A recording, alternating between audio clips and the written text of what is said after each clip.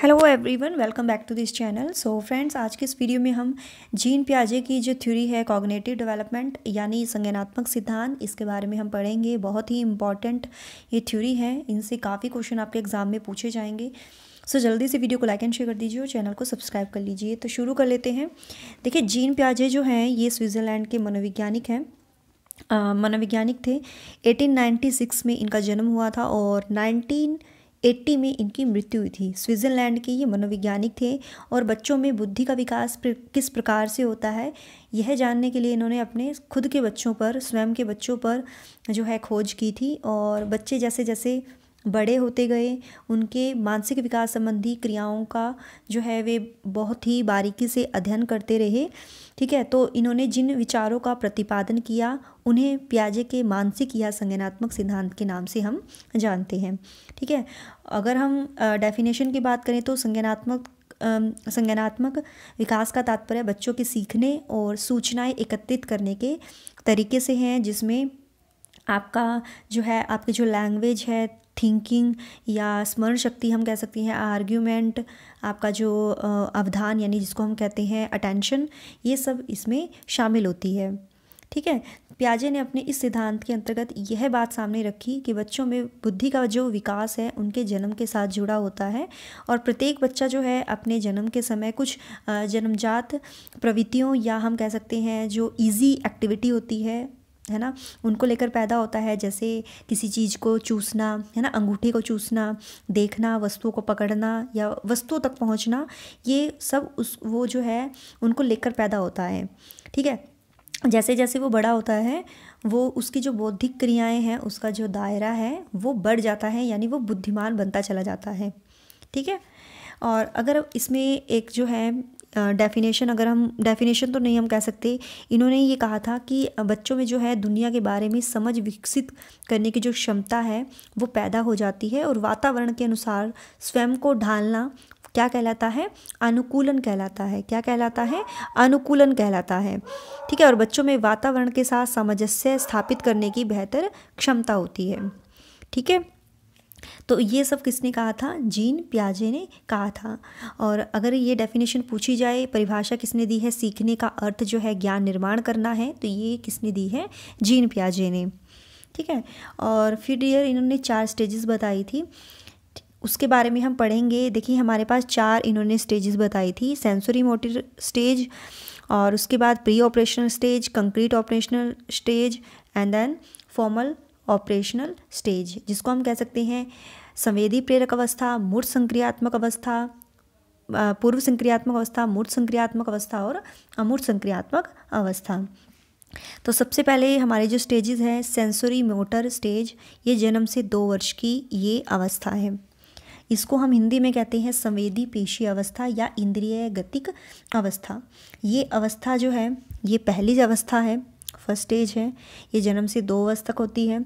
जन्म के बच्चा जो है, जन्म के समय बच्चा क्या करता है? बिल्कुल इजी एक्टिविटी करता है। ज्ञानेंद्रियों की सहायता से वो जो है वस्तुओं को, साउंड को, या अगर हम कह सकते हैं किसी भी सुगंध लगा लो, गंध का जो है वो सेंस तरीके से सेंसरी मोटर स्टेज तभी कहा गया है क्योंकि वो जो है ज्ञानेंद्रियों की सहायता से उनका अनुभव करता है। इस सरल यानी इस इजी एक्टिविटी को ही जो है पियाजे ने सहज स्कीमा कहा है। क्या कहा है?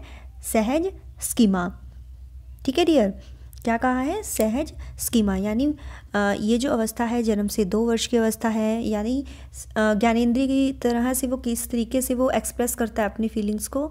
जैसे जब उसको भूख लगती है तो वो क्या करता है? बच्चा रोता है ना। तो इस अवस्था में जो है वो आँख, कान, नाक से वो क्या करता है?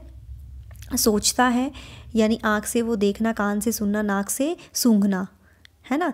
वो जिन वस्तुओं को प्रत्यक्ष देखते हैं उनके लिए सिर्फ उन्हीं का अस्तित्व होता है, यानी सिर्फ वही है।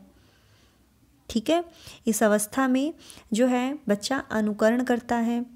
स्मृति यानी मानसिक निरूपण से ये संबंधित है। जन्म से 2 वर्ष की ये अवस्था होती है। आगे जो है प्री ऑपरेशनल स्टेज, ये 2 ईयर टू 7 ईयर्स, यानी ये 2 से 7 वर्ष की अवस्था है। तो इस अवस्था में बच्चा जो है अपने परिवेश की वस्तुओं को पहचानने और उसमें जो है डिफ्रेंशिएट करने लगता है।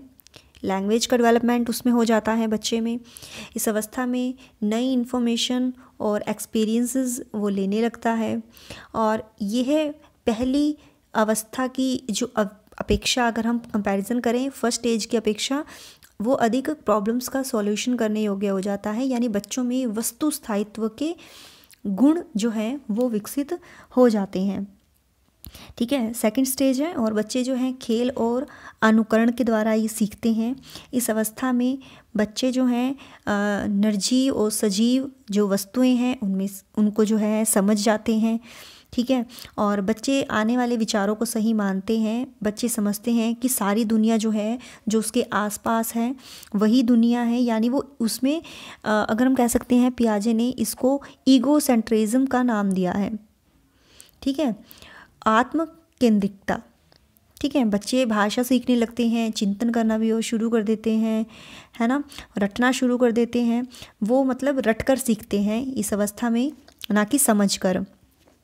ठीक है डियर, इसमें बच्चा जो है स्वार्थी नहीं होता है।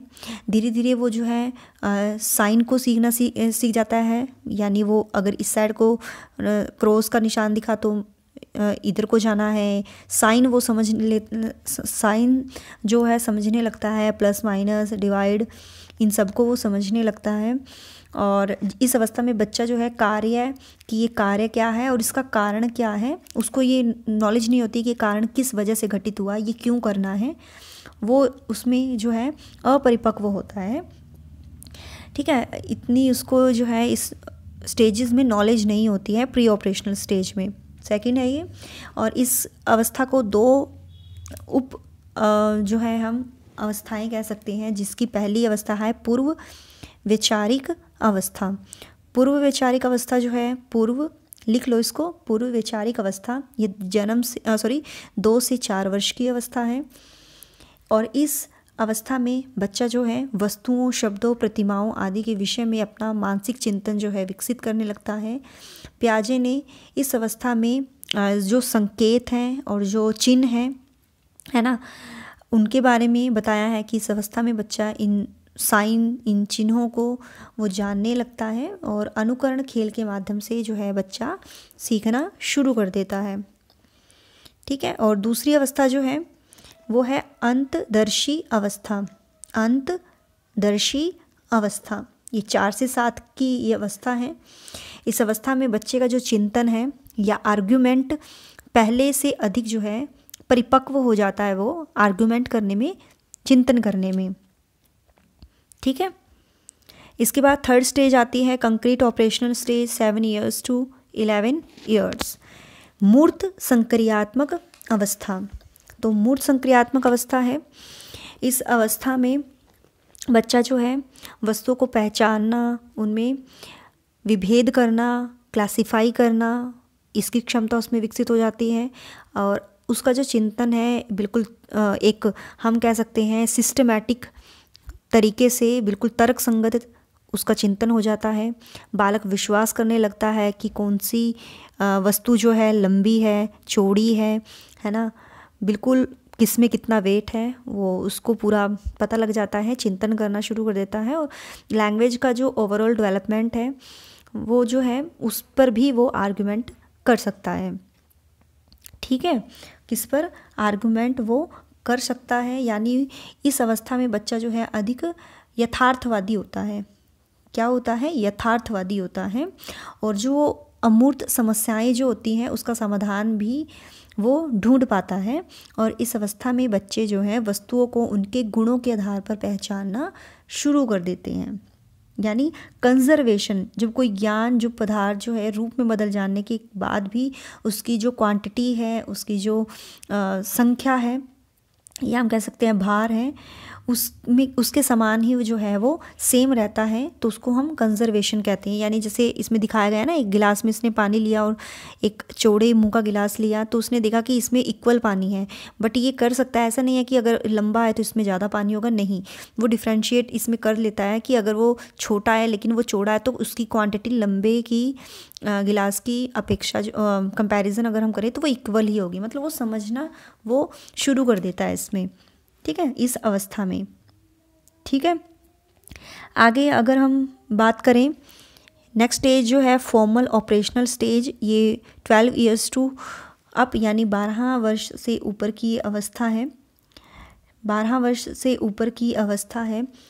अमूर्त संक्रियात्मक या हम जिसको कहते हैं औपचारिक संक्रियात्मक अवस्था, ये अवस्था जो है 12 वर्ष से हम प्रौढ़ावस्था तक की अवस्था हम कह सकते हैं। अमूर्त चिंतन इसमें करता है, भाषा संबंधी योग्यता यानी कम्युनिकेशन स्किल का डेवलपमेंट इसमें हो जाता है। अमूर्त तरीके से बच्चा इसमें सोचना शुरू कर देता है, अच्छी तरह से सोचने, डिसीजन लेने, प्रॉब्लम सॉल्विंग सब इसमें विकसित हो जाता है। साइंटिफिक तरीके से वो सोचना शुरू कर देता है, और इसमें जो है बच्चा फॉर्मल जो चिंतन है उसका हाई होता है, यानी उनका जो शिक्षण स्तर भी जो है वो हाई होता है।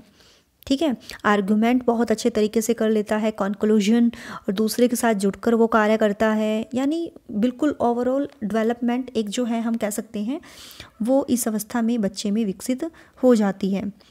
ठीक है, क्या हो जाती है, मतलब पूरी बिल्कुल अच्छे तरीके से इसमें जो है डेवलपमेंट हो जाता है। ये अंतिम अवस्था है, यानी क्या सही है क्या बुरा है वो बिल्कुल सीख जाता है, और इस अवस्था में बच्चा विचारों को संगठित करना, वर्गीकृत करना बच्चा इस स्टेज में करना शुरू कर देता है, और वो समझकर सीखता है। इस अवस्था में बच्चा जो है समझकर सीखता है। ठीक है, और बच्चे का जो ब्रेन है बिल्कुल मैच्योर हो जाता है।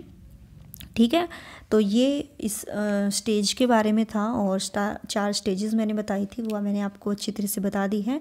अगर हम इस सिद्धांत की शिक्षा में अगर हम उपयोगिता की बात करें तो पियाजे ने अपने सिद्धांत का जो प्रयोग है वो शिक्षा के क्षेत्र में अनुकरण यानी इमिटेशन और खेल की क्रिया को महत्व दिया है इसमें, कि बच्चों को जो है नकल नहीं इमिटेशन यानी अनुकरण के द्वारा उनको पढ़ाया जाए, खेल के द्वारा उनको पढ़ाया जाए, यानी शिक्षकों को अनुकरण व खेल विधि से शिक्षण कार्य कराने चाहिए। और पियाजे कहते हैं कि बच्चे सीखने में धीमे होते हैं, स्लो लर्नर होते हैं, इसलिए उनको पनिश नहीं करना चाहिए। बच्चों को अपने आप करके सीखने का अवसर जो है हमें प्रदान करना चाहिए, मोटिवेशन देना चाहिए बच्चों को। और 12 वर्ष की अवस्था के बच्चों को प्रॉब्लम सॉल्विंग जो मेथड है उससे पढ़ाया जाना चाहिए, क्योंकि 10-12 ईयर्स तक की आयु तक बच्चे जो हैं उनमें ये क्षमता विकसित होने लगती है कि वो प्रॉब्लम को सॉल्व करना शुरू कर देते हैं, है ना। बच्चे जो हैं स्वयं और इन्वायरमेंट से इंटरेक्ट करके बच्चे सीखते हैं, है ना, तो इसीलिए उनको जो है एक बिल्कुल ही पॉजिटिव इन्वायरमेंट देना चाहिए। तो इन्होंने ये बताया कि बच्चे जो हैं खोज के द्वारा ज़्यादा सीखते हैं, समझकर सीखते हैं, अनुकरण के द्वारा सीखते हैं। तो इस स्टेज में ये सब थे, और मैंने ये स्टेजेस आपको बहुत अच्छे तरीके से क्लियर कर दी हैं। पसंद आए तो वीडियो को ज़्यादा से ज़्यादा शेयर करो, लाइक कर दीजिए और चैनल को सब्सक्राइब कर लीजिए। Till then bye bye.